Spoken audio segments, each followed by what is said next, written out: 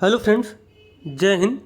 जैसे कि हम लोगों ने आने वाले सीटेट एग्ज़ाम के लिए सीडीपी की सीरीज़ स्टार्ट किया था, जिसमें से हम लोग डेली एक प्रैक्टिस सेट कंप्लीट करते हैं।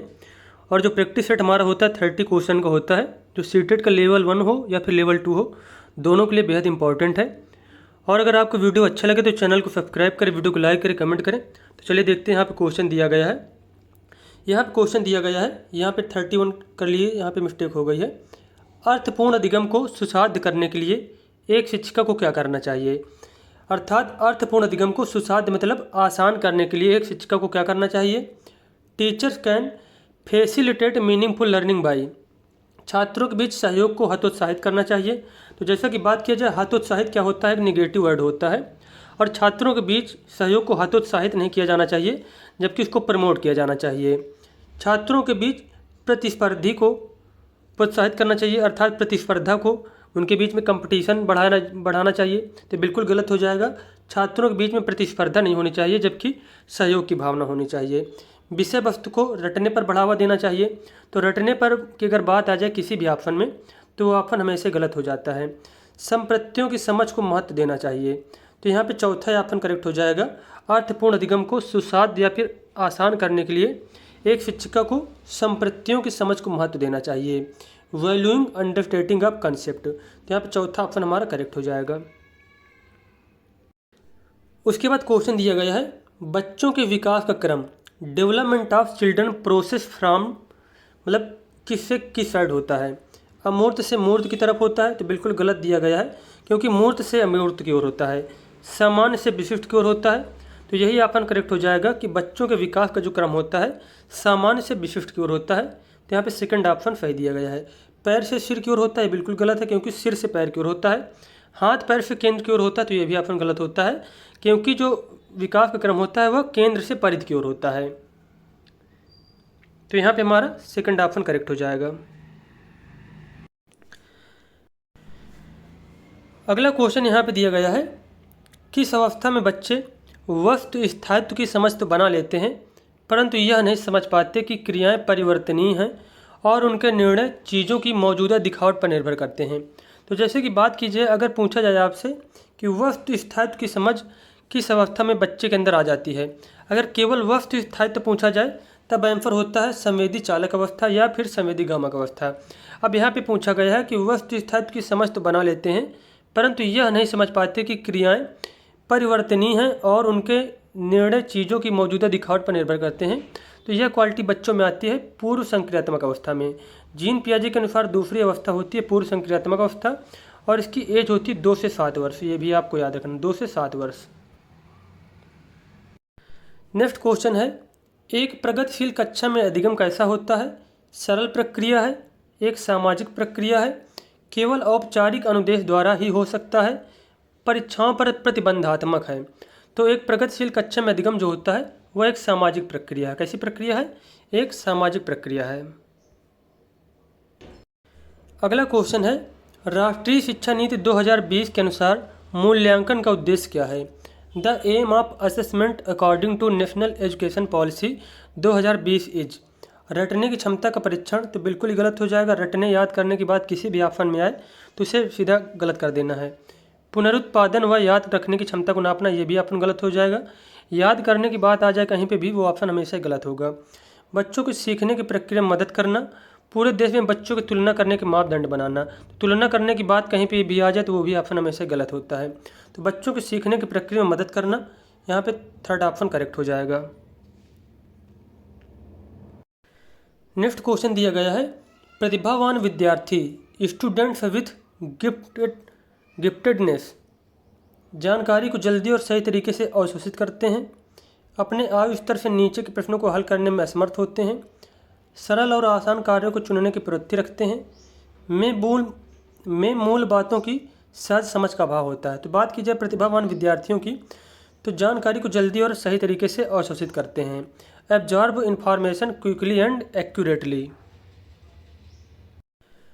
नेक्स्ट क्वेश्चन यहाँ पे दिया गया है, विद्यार्थियों को नए संप्रत्यय पढ़ाते समय शिक्षक को निम्नलिखित में से किससे बचना चाहिए। उन्हें दिए गए उदाहरणों में से सामान्य गुण खोजने के लिए कहें, बिल्कुल सही दिया गया है। उदाहरणों से सामान्य गुण खोजने के लिए कहना चाहिए। उस संप्रत्यय से संबंधित गैर उदाहरण प्रस्तुत करें, ये भी बिल्कुल सही है। पहले जटिल अवधारणाओं को प्रस्तुत करें, फिर सरल की ओर बढ़ें, तो ये ऑप्शन बिल्कुल गलत हो जाएगा, क्योंकि पहले सरल चीज़ें हमें बतानी चाहिए, उसके बाद फिर कठिन चीज़ें बतानी चाहिए। नई जानकारी को पिछले ज्ञान से जोड़ना, तो ये भी सही है। अब क्वेश्चन ये पूछा गया किससे बचना चाहिए, मतलब क्या नहीं करना चाहिए, तो थर्ड ऑप्शन जो दिया गया है, पहले जटिल अवधारणाओं को प्रस्तुत करें फिर सरल की ओर बढ़ें, तो ये ऑप्शन यहाँ पे गलत हो जाएगा। अब यहाँ पे क्वेश्चन पूछा गया है, निम्नलिखित में से कौन सा कथन आंतरिक प्रेरणा का उदाहरण है। Which of the following statement is an example of intrinsic motivation. Intrinsic motivation, मुझे पढ़ाई करनी चाहिए क्योंकि यह संप्रत्य की समझ बनाने के लिए ज़रूरी है। मुझे शिक्षक द्वारा दंड से बचने के लिए अध्ययन करना चाहिए। मुझे प्रतियोगिता में प्रथम स्थान प्राप्त करने के लिए अध्ययन करना चाहिए। मुझे अपने साथियों से प्रशंसा और प्रभुत्व प्राप्त करने के लिए अध्ययन करना चाहिए। तो जैसे कि बात की जाए आंतरिक प्रेरणा, आंतरिक प्रेरणा वो होती है जब कोई कार्य हम अपनी संतुष्टि के लिए, मतलब खुद को खुश करने के लिए, बिना किसी पुरस्कार ना ही दिखावा करने के लिए कोई कार्य करते हैं, तो उसे आंतरिक प्रेरणा के अंतर्गत रखा जाए। जैसे कि मुझे पढ़ाई करनी चाहिए क्योंकि ये संप्रत्य की समझ बनाने के लिए ज़रूरी है, तो यहाँ पे पहला ये ऑप्शन हमारा सही हो जाएगा। अगला क्वेश्चन दिया गया है, एक 5 वर्ष की बच्ची यह तर्क करने में विफल रहती है कि जब पानी को एक लंबे और संकीर्ण गिलास से एक चौड़े बर्तन में स्थानांतरित किया जाता है तो पानी की मात्रा समान रहती है। पियाजे के अनुसार इसका क्या कारण है। वह प्रतिवर्ती सोच नहीं रखती, वह लक्ष्य निर्देशित व्यवहार नहीं कर सकती, वह प्रतीकों का इस्तेमाल नहीं कर सकती, वह नकल नहीं कर सकती। तो अगर कोई बच्ची यह तर्क करने में विफल रहती है कि जब पानी को एक लंबे और संकीर्ण गिलास से एक चौड़े बर्तन में स्थानांतरित किया जाता है तो पानी की मात्रा समान रहती है, तो वह क्या कर रही है, वह प्रतिवर्ती सोच नहीं रखती है, वह प्रतिवर्ती सोच नहीं रखती है। और यह क्वालिटी पाई जाती है पूर्व संक्रियात्मक अवस्था में। पूर्व संक्रियात्मक अवस्था की यह क्वालिटी होती है, पूर्व संक्रियात्मक अवस्था की, ये आपको याद रखना है। अगला क्वेश्चन है, कोहल वर्ग के किस चरण में व्यक्ति तर्क करते हैं कि सही कार्रवाई विवेक के स्वचुने हुए नैतिक सिद्धांतों द्वारा परिभाषित की जाती है। अच्छी लड़की अच्छा लड़का अभिविन्यास में, सामाजिक अनुबंध अभिविन्यास, सामाजिक व्यवस्था बनाने का अभिविन्यास, या फिर सार्वभौमिक नैतिक सिद्धांत अभिविन्यास। तो यहाँ पर इस क्वेश्चन का आंसर हो जाएगा सार्वभौमिक नैतिक सिद्धांत अभिविन्यास। नेक्स्ट क्वेश्चन है, निम्नलिखित में से कौन सा कथन कक्षा में सवाल पूछने के संदर्भ में सही नहीं है। विद्यार्थियों से प्रश्न के उत्तर पूछने का मुख्य उद्देश्य उनका परीक्षण करना है। विश्लेषणात्मक प्रश्न पूछने से विद्यार्थियों को समालोचनात्मक चिंतन में मदद मिलती है। विद्यार्थियों को कक्षा में प्रश्न पूछने के लिए प्रोत्साहित करना चाहिए। वह प्रश्न जो विवेचन और अनुप्रयोग पर आधारित होते हैं उच्चतर श्रेणी के चिंतन कौशलों को बढ़ावा देते हैं। अब क्वेश्चन यहाँ पे पूछा गया है कौन सा जो है ऑप्शन यहाँ पे गलत दिया गया है। तो जैसे कि बात कीजिए पहला ऑप्शन जो यहाँ पे है, विद्यार्थियों से प्रश्न के उत्तर पूछने का मुख्य उद्देश्य जो है उनका परीक्षण करना होता है, तो यही ऑप्शन यहाँ पे गलत हो जाएगा। और बाकी यहाँ पे जो सेकंड थर्ड फोर्थ ऑप्शन है, तो ये तीनों ऑप्शन यहाँ पे सही दिए गए हैं। अगला क्वेश्चन यहाँ पे दिया गया है, निम्नलिखित में से कौन सा विकल्प दी गई दिव्यांगता और संबंधित विद्यार्थियों के समावेशन हेतु यथोचित संयोजन रणनीति का सही युग्म है। ध्यान न्यूनता, अतिक्रियाशीलता विकार, लंबी अवधि की फिल्में दिखाएं, स्वलीनता, जितना हो सके एक ही समय सारणी दिनचर्या का प्रयोग करें, पठन वैकल्प, जटिल गणना पर आधारित प्रश्न दें, वाकबाधिता, मूल्यांकन के केवल मौखिक रूप को स्वीकार करें। तो जैसे कि बात की जाए कौन सा विकल्प दी गई दिव्यांगता और संबंधित विद्यार्थियों के समावेशन हेतु यथोचित संयोजन रणनीति का सही युग्म है, तो इसका आंसर हो जाएगा स्वलीनता, जितना हो सके एक ही समय सारणी दिनचर्या का यूज करें। अगला क्वेश्चन है, प्रभावी अधिगम के लिए शिक्षार्थी की सक्रिय भागीदारिता की आवश्यकता होती है। कैसी सक्रिय भागीदारिता की आवश्यकता होती है। उसके बाद क्वेश्चन यहाँ पे है, राष्ट्रीय शिक्षा नीति 2020 का केंद्र बिंदु क्या है। कठोर पाठ्यक्रम, तो बिल्कुल गलत हो जाएगा कठोर पाठ्यक्रम। बहुविषयकता और समग्र शिक्षा, परीक्षा की ओर उसके लिए सीखना, आकलन के योगात्मक तरीकों को अपनाना। तो यहाँ पर राष्ट्रीय शिक्षा नीति जो 2020 का केंद्र बिंदु है बहुविषयकता और समग्र शिक्षा, बहुविषयकता और समग्र शिक्षा। नेक्स्ट क्वेश्चन दिया गया है विकासात्मक परिवर्तन, डेवलपमेंट चेंजेस सभी संस्कृतियों के बच्चों में सार्वभौमिक गति से होते हैं, मध्य बाल्यकाल तक बहुत तेज़ गति से होते हैं और फिर रुक जाते हैं, हमेशा एक रैखिक तरीके से होते हैं और एक आयामी होते हैं, वंशानुगत कारकों और पर्यावरणीय प्रभावों की परस्पर क्रिया है। तो बात की जाए विकासात्मक परिवर्तन की, तो विकासात्मक परिवर्तन जो होते हैं वंशानुगत कारक और पर्यावरणीय जो कारक होते हैं उन सभी की जो है परस्पर क्रिया होते हैं। तो यहाँ पे फोर्थ ऑप्शन हमारा सही हो जाएगा।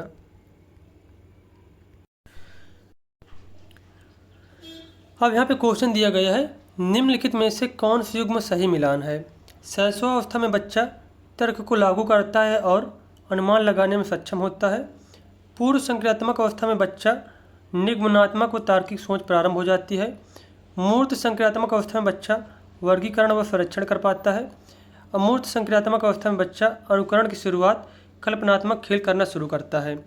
तो बात की जाए यहाँ पे कौन सा विकल्प सही है, तो थर्ड ऑप्शन यहाँ पे सही दिया गया है। मूर्त संक्रियात्मक अवस्था में जब बच्चा होता है तो वह वर्गीकरण व संरक्षण कर पाता है। उसके बाद क्वेश्चन दिया गया है निम्नलिखित में से क्या एक प्रगतिशील कक्षा की विशेषता है। शिक्षिका पूरी तरह से कक्षा को नियंत्रित करती है, बिल्कुल गलत हो जाएगा। बच्चों की भागीदारी न्यूनतम होती है, ये भी ऑप्शन गलत हो जाएगा, क्योंकि प्रगतिशील कक्षा में बच्चों की भागीदारी अधिकतम होती है।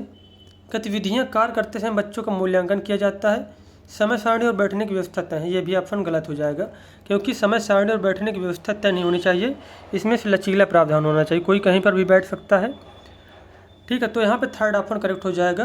प्रगतिशील कक्षा की विशेषता क्या है, गतिविधियाँ कार्य करते समय बच्चों का मूल्यांकन किया जाता है। उसके बाद क्वेश्चन दिया गया है राष्ट्रीय शिक्षा नीति 2020 प्रस्तावित करती है कि मूल्यांकन शैक्षणिक वर्ष में एक बार ली जाने वाली औपचारिक परीक्षाओं के माध्यम से किया जाना चाहिए। एक निश्चित अवधि में बच्चे की प्रगति का पता लगाने के लिए महत्वपूर्ण है। सभी शैक्षिक गतिविधियों का केंद्र होना चाहिए। योग्यता के क्रम में बच्चों को रैंक देने के लिए महत्वपूर्ण है। तो जैसे कि बात किया जाए राष्ट्रीय शिक्षा नीति 2020 प्रस्तावित करते कि मूल्यांकन जो होता है, मूल्यांकन एक निश्चित अवधि में बच्चे की प्रगति का पता लगाने के लिए महत्वपूर्ण है। तो यहाँ पे सेकंड ऑप्शन हमारा सही हो जाएगा। उसके बाद क्वेश्चन पूछा गया है निम्नलिखित में से कौन सा अभ्यास विविध अधिगम प्राथमिकता वाले विद्यार्थियों को शामिल करने में सहायक होगा। कार्य की प्रासंगिकता, मूल्य और प्रामाणिकता को कम करना, आसपास के खतरों और विकर्षणों को कम करना, उपकरणों और सहायक तकनीकों तक पहुंच कम करना, विद्यार्थियों की व्यक्तिगत पसंद और स्वायत्तता को प्रतिबंधित करना। तो निम्नलिखित में कौन सा अभ्यास विविध अधिगम प्राथमिकता वाले विद्यार्थियों को शामिल करने में सहायक है। तो इसका आंसर हो जाएगा आसपास के खतरों और विकर्षणों को कम करना। अगला क्वेश्चन है विद्यार्थियों के अधिगम को सुसाध्य करने के लिए एक शिक्षिका को निम्नलिखित में से किस पर ध्यान देना चाहिए। परीक्षाओं के प्रति भय पैदा करना, रटकर याद करने पर बल देना, निष्क्रिय सुनने को बढ़ावा देना, या फिर बच्चों के पूर्व ज्ञान से संबंध जोड़ना। तो इसका आंसर हो जाएगा बच्चों के पूर्व ज्ञान से संबंध जोड़ना। और जैसे कि बात कीजिए भय पैदा करना, रटकर याद करने की बात करना और निष्क्रिय शब्द, ये तीनों शब्द जैसे कि हैं कहीं पे भी आ जाए किसी ऑप्शन में तो हमेशा ऑप्शन वह गलत होगा। अब नेक्स्ट क्वेश्चन यहाँ पे दिया गया है डैश के इस्तेमाल से विद्यार्थियों की उपलब्धि में होने की संभावना है। प्रासंगिक पाठ्यक्रम कमी, शिक्षार्थी केंद्रित शिक्षा शास्त्र कमी, सामाजिक सहयोग वृद्धि, सामाजिक बहिष्कार सुधार। तो यहाँ पे सबसे पहले हम लोग यहाँ पे भरेंगे सामाजिक सहयोग। सामाजिक सहयोग के इस्तेमाल से विद्यार्थियों की उपलब्धि में वृद्धि होने की संभावना है। तो यहाँ पे थर्ड ऑप्शन हमारा सही हो जाएगा। उसके बाद क्वेश्चन है निम्नलिखित में से कौन सा कथन सही नहीं है। विकास क्रमबद्ध व व्यवस्थित होता है, बिल्कुल सही दिया गया है। विकास केवल आनुवांशिकता से प्रभावित होता है, तो ये बिल्कुल गलत बात कही गई है। केवल जो है आनुवांशिकता से प्रभावित नहीं होता विकास, आनुवांशिकता के साथ साथ पर्यावरणीय कारक बहुत ही महत्वपूर्ण रोल अदा करते हैं। विकास के सभी क्षेत्र एक दूसरे पर निर्भर, ये भी सही है। विकास की गति व्यक्तिगत होती है, ये भी सही है, क्योंकि व्यक्तिगत भिन्नताएं पाई जाती हैं प्रत्येक व्यक्ति में, और सभी की विकास की गति सेम नहीं होती है। विकास का जो क्रम होता है वो सेम होता है, लेकिन गति जो है वो सेम नहीं होती है। तो यहाँ पे दूसरा ऑप्शन गलत दिया गया है। उसके बाद क्वेश्चन दिया गया है मूर्त संक्रियात्मक अवस्था के बच्चों को पढ़ाते हुए एक शिक्षक को क्या नहीं करना चाहिए। वर्गीकरण के मौके देना, ऐसी समस्याएं देना जिनमें अमूर्तता की आवश्यकता हो, क्रमित करने के कार्य देना, या फिर मूर्त संसाधन देना। तो यहाँ पे पूछा गया मूर्त संक्रात्मक अवस्था बच्चों पढ़ाते हुए शिक्षकों को क्या नहीं करना चाहिए, ऐसी समस्याएं देना जिनमें अमूर्तता की आवश्यकता हो, क्योंकि मूर्त संक्रात्मक अवस्था में बच्चा अमूर्त चीज़ों के बारे में जो है अमूर्त संकल्पनाओं के बारे में समझ नहीं पाता है। तो इसके लिए ऐसी समस्या देना जिनमें अमूर्तता की आवश्यकता हो यह इस अवस्था में नहीं करना चाहिए। उसके बाद क्वेश्चन है, एक प्रगतिशील कक्षा में अधिगम इन ए प्रोग्रेसिव क्लासरूम लर्निंग अंतःक्रिया व संवाद द्वारा होता है, शिक्षकों से अधिगमकर्ताओं द्वारा एक तरफा प्रसारण के रूप में होता है, निष्क्रिय अभिग्रहण द्वारा होता है, केवल अधिगमकर्ताओं की जिम्मेदारी व शिक्षका की भूमिका, इसमें से क्या शिक्षकों की कोई भूमिका नहीं है। तो केवल, निष्क्रिय, एक तरफा, तो ये सारे क्या तीनों निगेटिव वर्ड है, तो तीनों ऑप्शन गलत हो जाएंगे। तो इसका आंसर हो जाएगा अंतःक्रिया व संवाद द्वारा होता है। नेक्स्ट क्वेश्चन है, अधिगमकर्ताओं की वैयक्तिक विभिन्नताओं को ध्यान में रखने के लिए एक शिक्षिका को अधिगमकर्ताओं के पूर्व अनुभवों की उपेक्षा करनी चाहिए, तो बिल्कुल गलत हो जाएगा। पूर्व अनुभवों की उपेक्षा अर्थात उनको इग्नोर नहीं करना चाहिए। अधिगमकर्ताओं के पूर्व अनुभवों को शामिल कर उनका संचय करना चाहिए, बिल्कुल सही दिया गया है। अधिगमकर्ताओं के आकलन हेतु एक समान तरीकों का इस्तेमाल करना चाहिए, तो ये भी गलत हो जाएगा, क्योंकि आकलन के लिए एक समान तरीकों का यूज नहीं किया जाना चाहिए, क्योंकि बच्चों में व्यक्तिगत भिन्नताएं होती हैं, सभी बच्चे एक प्रकार के नहीं होते हैं। सभी अधिगमकर्ताओं के लिए मानकीकृत पाठचर्या को लागू करना चाहिए, तो ये भी ऑप्शन गलत हो जाएगा, मानकीकृत पाठचर्या को लागू नहीं करना चाहिए। तो यहाँ पे हमारा सेकंड ऑप्शन करेक्ट हो जाएगा। अगला क्वेश्चन है, प्रतिभाशाली विद्यार्थियों की आवश्यकताओं को पूरा करने के लिए निम्नलिखित में से कौन सी एक प्रभावी रणनीति है। उनसे बहुत ही सरल और आसान प्रश्न पूछें, उन्हें चुनौतीपूर्ण और उच्च क्रम के कार्य सौंपें, जानकारी को समझने के लिए अतिरिक्त समय दें, उनसे सफलता की कम उम्मीद रखें। तो जैसे कि बात की जाए प्रतिभाशाली विद्यार्थियों की आवश्यकता पूरा करने के लिए उन्हें चुनौतीपूर्ण और उच्च क्रम के कार्य सौंपें। अब यहाँ पे क्वेश्चन दिया गया है, एक शिक्षिका विद्यार्थियों से उनकी स्वयं की चिंतन प्रक्रियाओं के बारे में सोचने के लिए कह रही है, वह विद्यार्थियों के बीच किस तरह के कौशल विकसित करने पर ध्यान केंद्रित कर रही है। तो बात की जाए स्वयं की चिंतन प्रक्रियाओं के बारे में सोचने के लिए कह रही है, तो वह क्या कर रही है, अधिसंज्ञानात्मक कौशल विकसित करने के लिए कह रही है, अधिसंज्ञानात्मक कौशल विकसित करने के लिए कह रही है। अगला क्वेश्चन यहाँ पे दिया गया है, नेक्स्ट क्वेश्चन है, विद्यार्थी सीखने के लिए प्रेरित महसूस करते हैं जब मूर्त और अत्यधिक जटिल होता है कार्य, उनकी वास्तविक दुनिया से जुड़ा होता है, अप्रासंगिक होता है, बिल्कुल भी चुनौतीपूर्ण नहीं होता है। तो बात किया जाए विद्यार्थी सीखने के लिए प्रेरित महसूस करते हैं जब उनकी वास्तविक दुनिया से जुड़ा हुआ कार्य होता है, जब कार्य होता है कैसा, उनकी वास्तविक दुनिया से जुड़ा होता है, उनसे संबंधित होता है। नेक्स्ट क्वेश्चन दिया गया है, कथन ए बताया गया है, एक बच्चे के विकास की प्रगति को उसी उम्र के बच्चों के विकास की दर से तुलना करके सटीकता से मापा जा सकता है, बिल्कुल गलत हो जाएगा। तुलना करने की बात आ जाए कहीं पे भी वो ऑप्शन हमेशा गलत हो जाएगा। विकास का स्वरूप व गति सभी बच्चों के लिए एक समान होता है, तो ये भी ऑप्शन गलत होता है, क्योंकि विकास व जो गति होती है विकास की तो सभी बच्चों में एक समान नहीं होती है। तो यहाँ पे ए और आर दोनों गलत हैं। अब यहाँ पे क्वेश्चन दिया गया है, मूर्त संक्रियात्मक अवस्था के बच्चों के लिए एक शिक्षिका को अमूर्त संरचनाओं से सरोकार करने के लिए खूब अभ्यास करवाना चाहिए, तो बिल्कुल गलत हो जाएगा। मूर्त संक्रियात्मक अवस्था में अगर बच्चा है तो उसे अमूर्त संरचनाओं से जो है सरोकार नहीं करवाना चाहिए, मतलब अमूर्त संरचनाओं के माध्यम से अभ्यास नहीं करवाना चाहिए। वस्तुओं और विचारों को जटिल से वर्गीकृत करने के मुहैया कराने चाहिए, ऐसी समस्या देनी चाहिए जो उच्च स्तरीय मूर्त सोच पर आधारित हों, ऐसी समस्या देनी चाहिए जो तर्कपूर्ण वैज्ञानिक समझ की आवश्यकता हो। तो यहाँ पे इस क्वेश्चन का आंसर हो जाएगा, मूर्त संक्रियात्मक अवस्था के बच्चों के लिए एक शिक्षिका को ऐसी समस्याएं देनी चाहिए जो उच्च स्तरीय मूर्त सोच पर आधारित हों।